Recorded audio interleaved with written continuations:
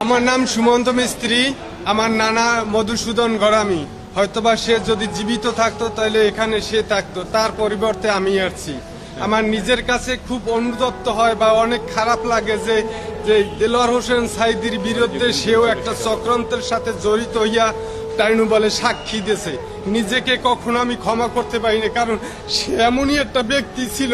আপনারা সবাই জানেন তার ভিতরে রাজাকার তো ভালো, দুর্নীতির কোনো অভিযোগ তার ভিতরে ছিল না। কিন্তু এই যে আওয়ামী লীগ সরকার বা প্রধানমন্ত্রীর চক্রান্তে সে একজন রাজাকার হয়েছে। সে দীর্ঘদিন জেলখানায় কাটাইছে এবং মৃত্যুর আগ পর্যন্ত সে জেলখানায় ছিল। সেজন্য নিজেরে ক্ষমা করতে না পাইলে আমি এইখানে এসে আপনাদের সবাইরে জানাইতেছি এবং মিডিয়ারে জানাইলে দেশবাসী জানবে, সেই জন্যই আমার এখানে আসা। আমি আমার প্রধান বিচারক বা সবার কাছে আমি বিশেষ অনুরোধ করতেছি যে এই হুজুরের যে শাস্তির ইতে যারা জড়িত আছে সবার যেন শাস্তি